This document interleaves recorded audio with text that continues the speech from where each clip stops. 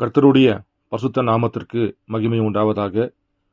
நம்முடைய வெளியேறப்பெற்ற பிரணாம் குடும்பத்திலே வாழ்ந்து கொண்டிருக்கின்ற அன்பு சகோதர சகோதரிகளாகிய முத்துக்களையும் வைரங்களையும் கர்த்தத்தாமே இந்த காலவெளியிலே உங்களை அதிகமாக ஆசிர்வதிக்கின்றார். சாலமின் ராஜா, சமாதானத்தின் பிரபு உங்களோடு இருப்பாராக. சென்ற 3 பதிவிலே பானையில் தேவ மனிதனே பானையில் சாவு இருக்கிறது என்பதை பற்றி, எப்படியாக அவர் பழைய ஏற்பாட்டிலே அந்த பானைக்குள்ள சாவு இருந்தது என்பதை பற்றியும், அதே போல இன்றைய நாட்களிலே லவோதிக்கா சபையுடைய கதவை தட்ட வந்தார்.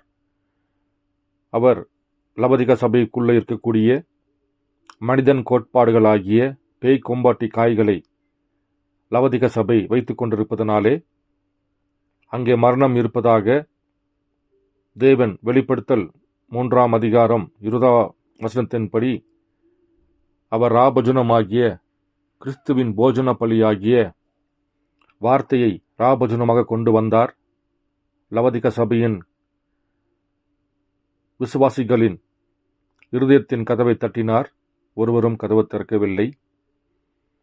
எப்படியாக அவர் பூமியிலே வெளிப்பட்டு ராபஜனத்தை கொண்டு வந்தார் என்பதை பற்றி, லவோதிக்கா சபையிலே எப்படி பானையிலே சாவு இருந்தது என்பதை பற்றியும் 3 பதிவிலே கர்த்தர் நம்ம கிருபையினால் வழிநடத்தினார். அதற்காக நான் தேவனுக்கு நன்றி செலுத்துகிறேன். இன்று நாம் வாசிக்க வேண்டிய வேத பகுதி 1 ராஜாக்கள் 17ஆவது அதிகாரம் 7 முதல் ஒரு 12 வரைக்கும் நான் வாசிக்கிறேன். தேசத்தில் மழை பெய்யாதபடியினால் சில நாட்களுக்கு பின்பு அந்த ஆறு வற்றி போயிற்று. அப்பொழுது கர்த்தருடைய வார்த்தை அவனுக்கு உண்டாயிற்று. அவர், நீ எழுந்து சீதோனுக்கடுத்த சாரிபாத் ஊருக்கு போய் அங்கே தங்கிரு. உன்னை பராமரிக்கும்படி அங்கு இருக்கிற ஒரு விதவையை கட்டளையிட்டேன் என்றார். அப்படியே அவன் எழுந்து சாரிபாத்துக்கு போனான். அந்த பட்டணத்தின் ஒலிவ முகவாசலுக்கு அவன் வந்தபோது அங்கே ஒரு விதவை விறகு பொறுக்கிக் கொண்டிருந்தாள். அவன் அவளை பார்த்து கூப்பிட்டு, நான் குடிக்கிறதுக்கு கொஞ்சம் தண்ணீர் ஒரு பாத்திரத்தில் என் கொண்டு வா என்றான். கொண்டு வர அவள் போகிற போது அவன் அவளை நோக்கி கூப்பிட்டு, கொஞ்சம் அப்பமும் உன் கையில் எனக்கு கொண்டு வா என்றான். அதற்கு அவள், பானையில் ஒரு பிடி மாவும் கலயத்தில் கொஞ்சம் எண்ணெயுமே அல்லாமல் என்னிடத்தில் ஒரு அடையும் இல்லை என்று உம்முடைய தேவனாகிய கர்த்தருடைய ஜீவனை கொண்டு சொல்கிறேன். இதோ நானும் என் குமாரனும் சாப்பிட்டு செத்து போக அதை எனக்கும் அவனுக்கும் ஆயத்தப்படுத்துகிறதற்கு 2 விறகு பொறுக்குகிறேன் என்றான். அப்பொழுது எலியா அவளை பார்த்து, பயப்படாதே, நீ போய் உன் வார்த்தையின்படியே ஆயத்தப்படுத்து. ஆனாலும் முதல் அதிலே எனக்கு ஒரு சிறிய அடையை பண்ணி என்னிடத்தில் கொண்டு வா. பின்பு உனக்கும் உன் குமாரனுக்கும் பண்ணலாம் என்று 1 ராஜாக்கள் 17ஆவது அதிகாரம் 7 முதல் 12 வரைக்கும் சொல்லப்பட்டிருக்கிறது. இதிலே நாம் தெரிந்து கொள்ளப்பட்ட தலைப்பு, பானையில் ஜீவன் உள்ளது. சென்ற 3 பதிவிலே பானையில் சாவு இருந்தது. இந்த பதிவில் பானையில் ஜீவன் உள்ளது. பார்ப்பீரென்றால் எலியாவின் நாட்களிலே மிகவும் பஞ்சம் உண்டாக அந்த நாட்களிலே தேவன் எலியாவை போஷிக்க வேண்டும் என்பதற்காக, எலியாவே, உனக்கு போஜனம் தரும்படியாக ஒரு இடத்தை ஆயத்தப்படுத்தியிருக்கிறேன், ஒரு விதவையை உனக்காக தெரிந்து கொண்டிருக்கின்றேன். அந்த விதவை, அவளுக்கு ஒரு மகன் இருக்கிறாள். அவங்கள் பானையில் கொஞ்சம் மாவும் அதே போல கலயத்தில் கொஞ்சம் எண்ணெயும் இருக்கு என்று சொல்லி தேவன் எலியாவுக்கு வெளிப்படுத்தி காண்பிக்கின்றார். அப்போ இந்த விதவை பெண் என்ன செய்கின்றாள்? முதலில் தேவனை முன்னே வைக்கின்றாள். பாருங்கள், அவள் எலியா கிட்ட சொல்லுகின்ற பொழுது அதற்கு அவள், பானையில் ஒரு பிடி மாவும் கலயத்தில் கொஞ்சம் எண்ணெயுமே அல்லாமல் என்னிடத்தில் ஒரு அடையும் இல்லை என்று உம்முடைய தேவனாய் கர்த்தருடைய ஜீவனை கொண்டு சொல்கிறேன். என்கிட்ட வேற எதுவுமே இல்லைங்க. கொஞ்சோண்டு மாவு இருக்குது, கொஞ்சம் எண்ணெய் இருக்குது. அதை வைத்துத்தான் நான் என் மகனும் கடைசியாக உணவு சாப்பிட்டுட்டு சாகலாம் என்றிருக்கிறோம். அந்த அடை செய்வதற்காகத்தான் 2 விறகு பொறுப்பதற்காக நான் வந்திருக்கிறேன் என்று எலியாவிடத்திலே, அந்த விதவை பெண்ணாக சாரிபாத்து பெண்ணு எலியாவிடத்திலே பேசுகின்றார். இதை பற்றி அவர் செய்தியிலே என்ன பேசியிருக்கிறார் என்பதை பற்றி நான் உங்களுக்கு வாசித்து காண்பிக்கிறேன். எப்படியாக அந்த பானையிலே ஜீவன் இருந்தது என்பதை பற்றி நாம் இப்பொழுது பார்க்கலாம். அதாவது சாட்சிகள், எவிடன்ஸ், 53வது ஆண்டு 4வது மாதம் 5ஆம் தேதி மாலையில் கொடுக்கப்பட்ட செய்தியில 64வது பேரா முதல் நான் கொஞ்சம் வாசிக்கிறேன். அவன் அங்கே உட்கார்ந்து சாப்பிட்டான். அவன் குடிக்க ஆயத்தமான போது அவன் அந்த ஆற்றண்டை வந்து பருகினான். அவ்வளவுதான். அவன் பைத்தியக்காரன் என்று அவர்கள் நினைத்தனர். இல்லை, அவன் தேவனுடைய சாட்சியாக இருந்தான். அது சரி. ஆகவே முதலாவதாக என்ன என்று உங்களுக்கு தெரியுமா? அந்த ஆறு வற்றி போன பிறகு அவர், இப்பொழுது உன்னை கவனித்துக் கொள்ளும்படிக்கு ஒரு விதவையை நான் ஆயத்தம் செய்திருக்கிறேன் என்று கூறினார். என்ன ஒரு பிரசங்கி செல்லத்தக்கதாக எப்பேர் பெற்ற ஒரு இடம், ஒரு விதவையின் வீட்டிற்கும். ஆனால் தேவன், நான் அதை ஆயத்தம் பண்ணினேன் என்றார். ஆதலால் அவன் அங்கே செல்கின்றான். அங்கே கீழே அவன் ஒரு சாட்சியாக இருக்க வேண்டும். ஆகவே இந்த விதவை, ஆகவே அவன் அங்கே செல்கின்றான். அங்கே தெருவில் நடந்து கொண்டு செல்கின்றான். தரிசனத்தின்படி அந்த முற்றத்தில் ஒரு ஸ்திரீயை அவன் காண வேண்டியவனாக இருந்தான். பாருங்கள், அப்போ எலியாவை போஷிக்கும்படியாக தேவன் ஒரு விதவையை தெரிந்து கொள்கின்றார். அந்த விதவை எப்படிப்பட்ட விதவை?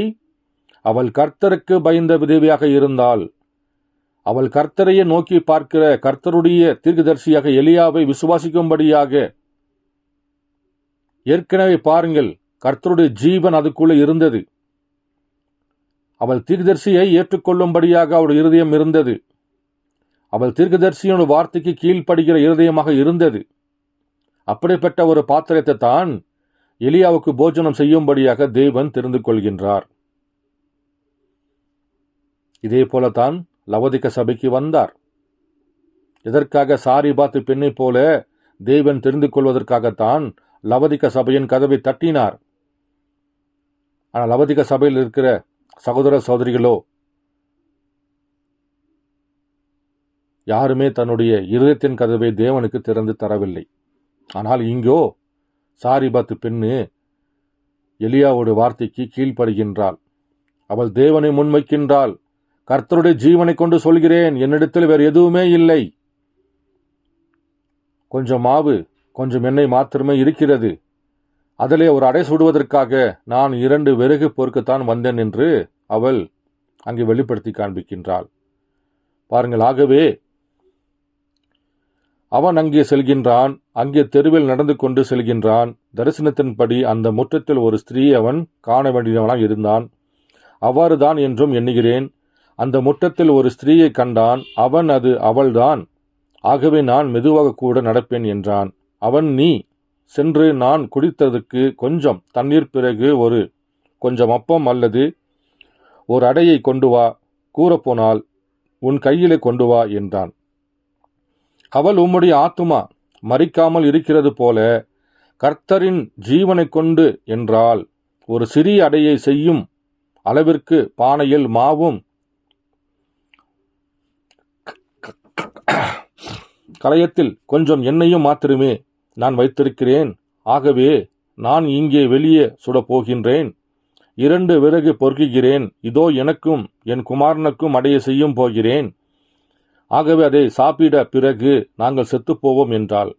அவன் போய், முதலில் எனக்கு ஒரு அடையை கொண்டு வா என்றான். ஆமீன். பாருங்கள், அவ சொன்ன வார்த்தைக்கு பாருங்கள், இருந்தது அவ்வளவுதான். இருந்தாலும் ஒரு தேவ மனுஷன், ஒரு தீர்க்கதரிசி வந்து கேட்கின்ற பொழுது பாருங்கள், அவள் தேவனுக்கு அங்கு முதலிடத்தை வைக்கின்றாள். எலியா சொல்ற பேச்சுக்கு அவள் கீழ்ப்படுகின்றாள். எந்த உணவும் இல்லாத சமயத்தில் இருப்பது கொஞ்சமாவுதான். அதிலும் இந்த எலியா வந்து கேட்கிறாரே, ஒரு தேவ மனுஷன் வந்து கேட்கிறாரு என்று பாருங்கள். எலியாவுக்கு அடை சுடுவதற்காக அவர் அங்கே தயாராகின்றாள். முதலாவது தேவனுடைய ராஜ்யத்தையும் தேடுங்கள், அது உண்மை என்று நீங்கள் கண்டிருக்கிறீர்களா? தேவனை முதலில் வையுங்கள், முதலில் உங்கள் தசம பாகங்களை செலுத்துங்கள். முதலாவதாக எல்லா காரியத்தையும் செலுத்துங்கள், தேவனுக்கு செலுத்துங்கள். காலையில் முதலில் ஜெபம் செய்யுங்கள், நாள் முழுவதும் ஜெபியுங்கள். ஒவ்வொரு காரியத்திலும் தேவனுக்கு முதலிடம் கொடுங்கள். நீங்கள் ஒரு சாட்சியாக இருப்பீர்கள்.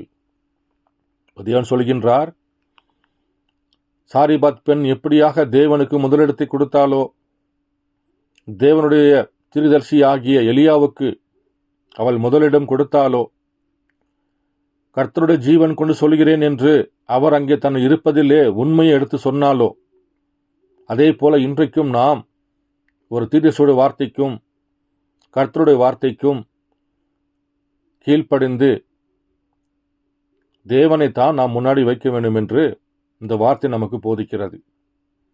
யாராக இருந்தாலும் நீங்கள் தேவனைத்தான் முன்னாடி வைக்கின்ற பொழுது உங்கள் பானைக்குள்ளே ஜீவன் இருப்பதாக இந்த செய்தி நமக்கு போதிக்கிறது. பாருங்கள், மேலும் வாசிக்கிறேன். அவள் நேராக உள்ளே ஓடுகிறாள். 2 விறகுகளை அவள் வைத்திருந்தாள். அக்காலத்து வழக்கம் என்னவெனில், அவர்கள் 2 விறகுகளை உபயோகித்தனர். இவ்விதமாக குறுக்கையாக அந்த 2 விறகுகள் இருக்கும், அதன் நடுவிலே நெருப்பு இருக்கும்.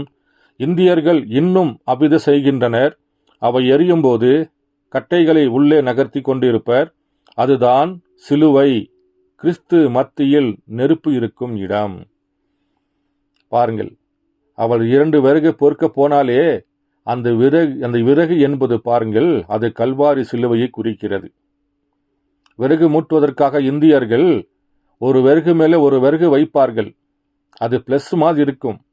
அது சிலுவைக்கு அடையாளம் என்று, அது கிறிஸ்து என்று தேவன் சொல்கின்றார். அப்போ அந்த குத்தியை வைத்துக்கொண்டு அவள் தேவனைத்தான் முன்னாடி வைத்தாள். அவள் கிறிஸ்துவை தான் முன்னாடி வைத்தாள். அவள் சிலுவையின் பாரத்தை, சிலுவையை நோக்கி அவள் பார்த்தாள். அப்படி பார்க்கின்ற பொழுது அவள் தேவனுக்கே தன்னுடைய முதலிடத்தை கொடுத்தாள். அந்த விறகு என்பது அது சிலுவையாக இருக்கிறது, அது கிறிஸ்துவாக இருக்கிறது. அவர்கள் அந்த சிறிய போஜன பலியில் எடுத்து பிசைக்கப்பட்ட பலி இயேசு கிறிஸ்து நேற்றும் இன்றும் என்றும் மாறாதவராக இருக்கிறார். பாருங்கள், அவள் பிசைஞ்ச மாவு அது கிறிஸ்துவின் போஜன பலி. இயேசு கிறிஸ்து நேற்றும் இன்றும் என்றும் மாறாதவராக இருக்கிறார். அவளுடைய பானைக்குள்ள இருந்தது கிறிஸ்துவுடைய வார்த்தையாக இருந்தது, கிறிஸ்துவுடைய மன்னாவாக இருந்தது, கிறிஸ்துவுடைய போஜன பலியாக இருந்தது. அதனால்தான் அவள் கிறிஸ்துவுக்கு முதலிடம் கொடுத்தாள்.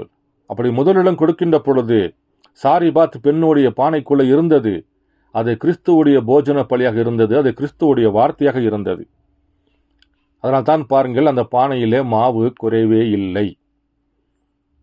அவர்கள் அந்த சிறிய போஜன பலியில் எடுத்து பிசைக்கப்பட்ட பலி இயேசு கிறிஸ்து நேற்றும் இன்றும் என்றும் மாறாதவராக இருக்கிறார் என்ற முற்றிலும் அதே விதமாக பிசையப்பட்டது. பசுத்த ஆவியாகிய எண்ணெயை அதனுள் ஊற்றி அதை கலத்தல், பசுத்தாவி கிறிஸ்து. பாருங்கள், அவளுக்குள்ளே கொஞ்சம் எண்ணெய் இருந்துச்சே, அந்த கொஞ்சம் எண்ணெய் என்பது பசுத்தாவிக்கு அடையாளம். அவள் போஜன பலிய கிறிஸ்துவையும் எண்ணெய்க்கு அடையாளமாக்கிற பசுத்தாவியும் ரெண்டையும் சேர்த்து அவள் ஒன்றாக பிசைந்து அங்கே கிறிஸ்துவை வெளிப்படுத்தி காண்பித்தாள். அவள் ஒரு சாட்சியை வெளிப்படுத்தி காண்பித்தாள். அவள் தேவனை முன்னாடி வைப்பதாக அவள் அந்த அடையாளத்தின் மூலியமாக தன் மகனை காட்டிலும், தன் மகனுடைய ஜீவனை காட்டிலும், தன்னுடைய ஜீவனை காட்டிலும் அவள் எலியாவுடைய மன்னிக்கவும் தேவனுடைய தீர்க்கதரிசியாக எலியாவுக்காக அவள் முதலிடம் கொடுத்தாள். அவள் கர்த்தரை முதலிடத்தில் வைத்திருந்தாள். தன் மகனுடைய ஜீவனையும் தன்னுடைய ஜீவனையும் அவர் எண்ணி பார்க்காமல் தேவ மனுஷனுடைய வார்த்தைக்காக கீழ்ப்படிந்து போஜன பலியாகிய அந்த மாவாகிய கிறிஸ்துவையும் கல்வாரி சிலுவாகிய அந்த 2 வருகையும் எண்ணெய்க்கு அடையாளமாக இருக்கிற அந்த பசுத்தாவியும் பாருங்கள், அவள் இரண்டையும் கலந்து எலியாவுக்காக ஒரு அடை அங்கு தயார்படுத்துகின்றாள். பாருங்கள், மேலும் வாசிக்கிறேன். பசுத்தாவியாக எண்ணெயை அதனுள் ஊற்றி அதை கலத்தல். பசுத்தாவி கிறிஸ்து இப்பொழுது ஒரு விதமான அப்பம் செய்யப்படுதல். சகோதரனே, ஆமேன். ஓ, நான் பைத்தியக்காரன் என்று நினைக்காதீர்கள். நான் இன்றிரவு பக்தி பரவசமாக மாத்திரமே உள்ளேன். அது சரி, கவனியுங்கள். முதலில் எனக்கு ஒரு சிறிய அடையை பண்ணி கொண்டு வா. ஆதலால் அவன் கிறிஸ்துவாகிய போஜன பலியை எடுத்து பசுத்தாவி அதற்குள் ஊற்றி அதை கலந்து சிலுவையின் மீது வைத்து அதை சமைத்தாள். ஓ சகோதரனே, அப்பத்தை குறித்து பேசுவது அது அவைகளில் ஒன்றாக இருந்தது. பாருங்கள், எலியா சொன்ன உடனே அவள் என்ன செய்தால், தன் மகனுடைய ஜீவனையும் தன்னுடைய ஜீவனும் பொருட்படுத்தாமல் போஜன பலியாகிய மாவையும் பசுத்தாவியாகிய எண்ணெயை அதற்குள் ஊற்றி சிலுவையாகிய விறகை வைத்து அங்கே சமைக்க ஆரம்பிக்கின்றாள். அவள் கிறிஸ்துவுக்கே முதலிடம் தந்தவளாக இருக்கின்றாள். அப்படி என்றால் அந்த பானைக்குள்ள இருந்தது யாராக இருந்தார்? அந்த பானைக்குள்ள போஜன பலியாகிய மாவாக கிறிஸ்துவே உள்ளே இருந்தார். ஆனால் எலிசா நாட்களிலே கீரை வகைகளையும் பெரிய பானையை வைத்து கீரை வகைகளையும் அவர்கள் பட்டாணிக்கு பதிலாக பேய் கொம்பாட்டி காய்களை கொண்டு வந்து பானைக்குள்ள போட்டு சமைக்கின்ற பொழுது அந்த பானைக்குள்ள சாவு இருந்தது. அந்த பானைக்குள்ள விஷம் இருந்தது. விஷம் நீங்கும்படியாக போஜன பலியாக கிறிஸ்துவாகிய மாவு அங்கு போடப்பட்டு அந்த பானையில் இருக்கிற அந்த விஷம் நீங்கும்படியாக, சாவு நீங்கும்படியாக கிறிஸ்துவே அந்த பானைக்குள்ள மாவாக போஜன பலியாக இருந்தார். ஆனால் சாரிபாத்து பெண்ணுடைய பானையிலோ எந்த பேய் கொம்பாட்டி காய்களும் இல்லை. அவள் தேவனுக்கு முதலிடத்தை கொடுத்தாள்.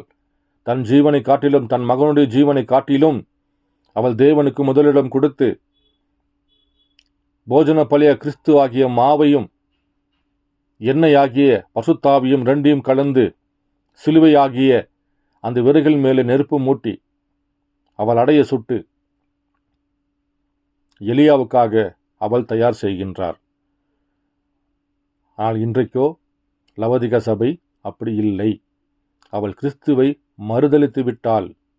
கிறிஸ்துவுக்கு பதிலாக கள்ள மணவாளனை, சபை கோட்பாடுகளை, பேய் கொம்பாட்டி காய்களை, மனிதன் ஞானங்களை, கர்த்தருக்கு விரோதமான வார்த்தைகளை தன்னுடைய இருதயம் தன்னுடைய சபைக்குள்ள வைத்துக்கொண்டு கிறிஸ்துவை வெளியே தள்ளிவிட்டால் அந்த பானையிலே சாவு இருந்தது.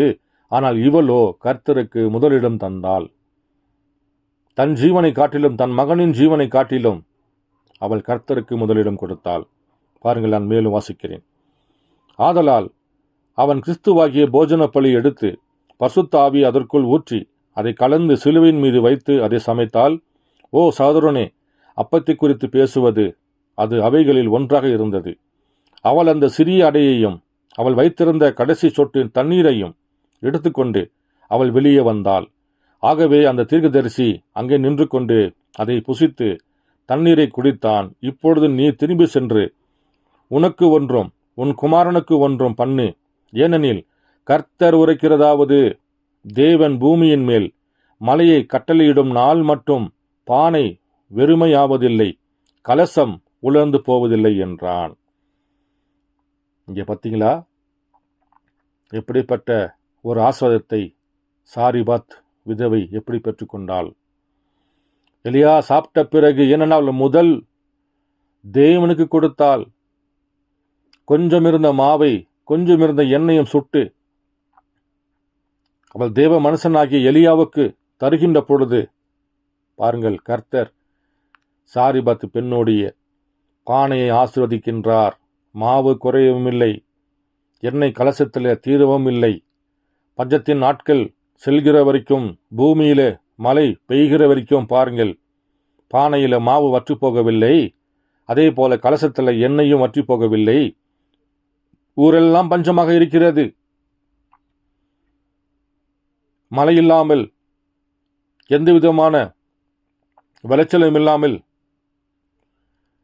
எல்லாம் காய்ந்து போய் பாலைவனமாக இருக்கிற அந்த ஊரிலே சாரிபாத்து பெண்ணுடைய பானையிலே மாவு வற்றாமல் இருந்தது. அது ஒரு ஜீவ தண்ணீராக இருந்தது. எண்ணெயிலே பாருங்கள், கலசத்தில் எண்ணெய் ஆனது வற்றி போகாமல் அங்கே அவளுக்கு ஒரு எண்ணெய் ஊற்றாக நின்று கொண்டிருந்தது. எது வரைக்கும்? மழை பெய்யுது. அந்த இடத்திலே அவர்கள் ஒரு விவசாயம் செய்து தனக்கு வேண்டிய உணவு ஆகாரங்களை தயாரி செய்கின்ற வரைக்கும், மழை பெய்கிற வரைக்கும் சாரிபாத் பெண்ணுடைய வீட்டில் இருக்கக்கூடிய பானையிலே மாவும் எண்ணெயும் வற்றாமல் இருந்தது என்று வேதம் போதிக்கிறது. அப்படியென்றால் அவள் தேவனுக்கு தன்னுடைய முதலிடத்தை கொடுத்தாள். என் ராஜ்யத்தையும் நீதியும் தேடுங்கள், முதலில் அங்க வாங்க, கர்த்தகிட்ட வாங்க. அப்பொழுது தேவன் அனைத்தையுமே ஆசீர்வதித்து தருகிற தேவனாக இருக்கின்றார். பாருங்கள், மேலும் வாசிக்கிறேன். இப்பொழுது நீ திரும்பி சென்று உனக்கு ஒன்றும் உன் குமாரனுக்கு ஒன்றும் பண்ணு. ஏனெனில் கர்த்தர் உரைக்கிறதாவது, தேவன் பூமியின் மேல் மழை கட்டளையிடும் நாள் மட்டும் பானை வெறுமையாவதில்லை, கலசம் உலர்ந்து போவதில்லை என்றான். என்ன ஒரு சாட்சி! அது சரி, அந்த விதவை அந்த தேசத்திலே ஒரு சாட்சியாக இருந்தால், அந்த மகத்தான தீர்க்கதரிசி எடுத்துக்கொள்ளப்பட்ட பிறகு எலியா எடுத்துக்கொள்ளப்பட்டான். அவனுடைய ஸ்தானத்தை எலியாவின் ஸ்தானத்தை எடுத்தான். பாருங்கள், எப்படிப்பட்ட ஒரு காரியம்! அந்த விறகு என்பது என்ன? அது கிறிஸ்துவுடைய சிலுவைக்கு அடையாளமாக இருக்கிறது. ஆனால் ஊரிலே மழை இல்லை, மிகவும் பஞ்சம். இருக்கிற கொஞ்சம் மாவை எடுத்து தன் மகனுக்கும் தனக்கும் ஒரு அப்பத்தை சுட்டு நாம் மரித்து போய்விடுவோம் என்ற இந்த சூழ்நிலையிலே தன்னுடைய மகனுடைய ஜீவனை பார்க்கிலும் அவள் தேவனுக்கு தன்னுடைய இடத்தை, முதலிடத்தை கொடுத்தாள்.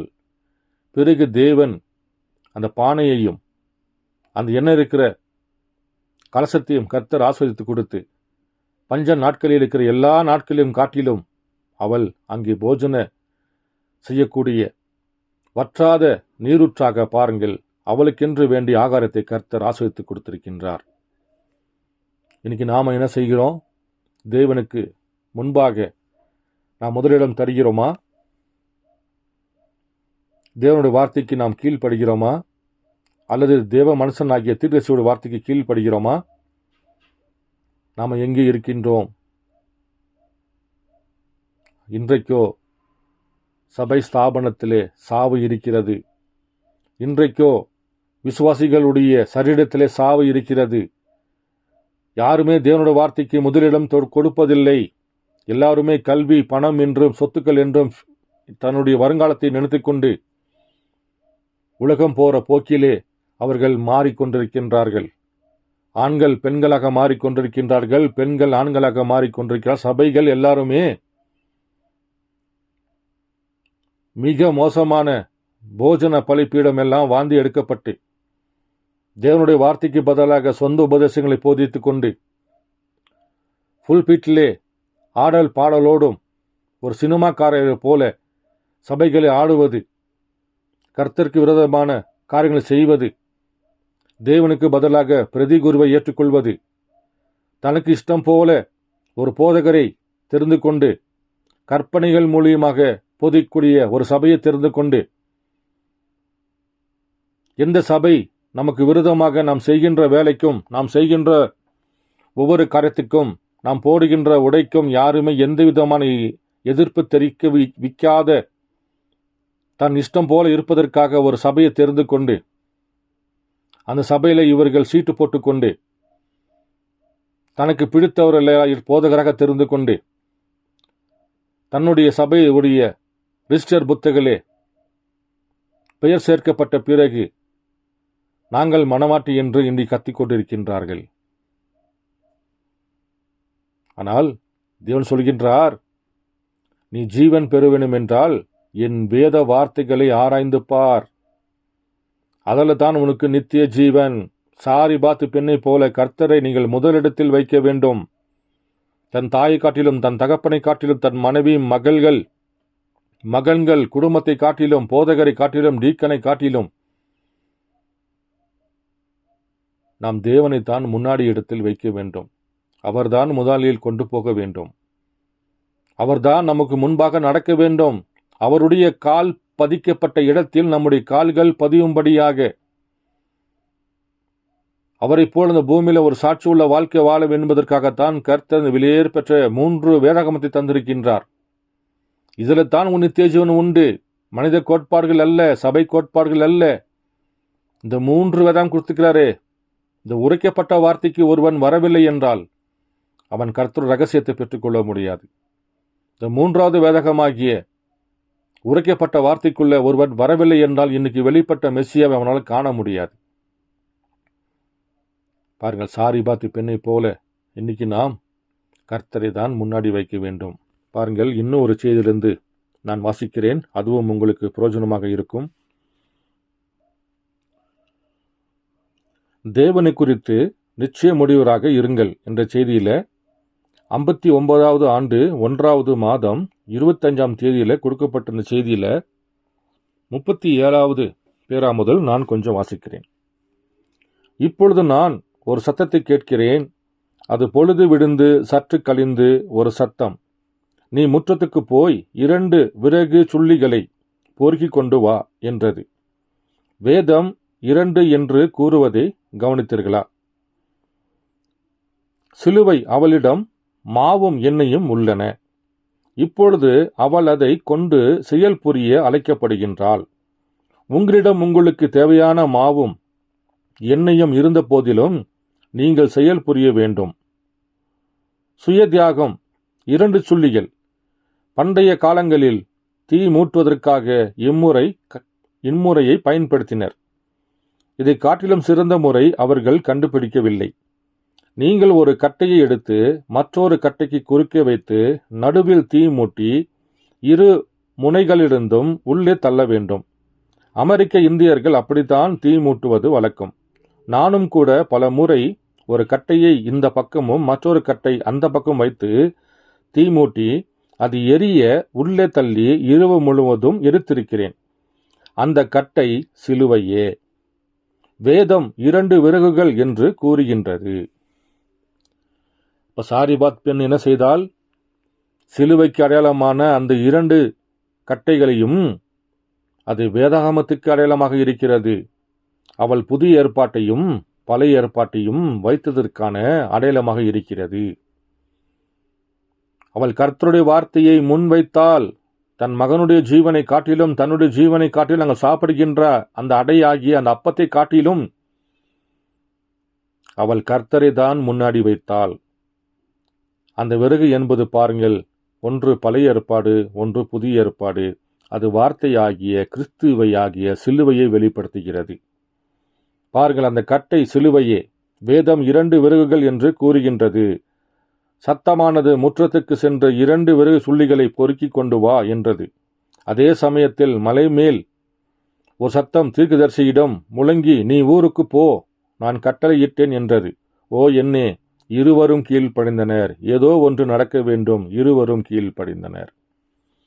பாருங்கள், தேவன் தீர்க்கதரிசிகிட்டும் பேசுகின்றார். அதற்காக சாரிபாத் பெண்ணையும் தயார்படுத்துகின்றார். அப்பங்க இருவரும் பாருங்கள் ஒருமனப்பட்ட ஆவியோடு வருகின்ற பொழுது அங்கே கிறிஸ்துவை வெளிப்படுத்தி காண்பிக்கிறார்கள். இன்றைக்கும் உங்களிடத்தில் யாராவது ஒருவர் கர்த்தருடைய வார்த்தை கொண்டு கண்டிப்பாக பேசியிருப்பார்கள். சகோதரனே, சகோதரியே, இந்த செய்தியை வாசித்து பாருங்க, இந்த பேரக்கல்ல வாசித்து பாருங்க, இன்றைக்கு வந்த மெஸ்ஸியா யார் என்பதை கொஞ்சம் வாசித்து பாருங்க என்று சொல்லியிருப்பார்கள்.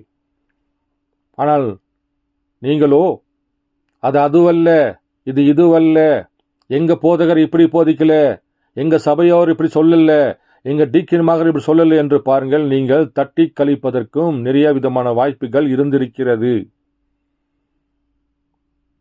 பேதுரை போல இன்றைக்கு வெளிப்பட்ட மெஸ்ஸியாவை நீங்கள் காணவில்லை என்றால் உங்கள் பானையிலே சாவு இருக்கிறது. யார் யார் இன்றைக்கு வெளிப்பட்ட மெஸ்ஸியாவை கண்டு கொண்டிருக்கின்றார்களோ அவர்களுக்குள்ளே சாரிபாத் பெண்ணை போல அந்த பானைக்குள்ள இன்றைக்கு ஜீவன் இருக்கிறது. பாருங்கள், நான் மேலும் வாசிக்கிறேன்.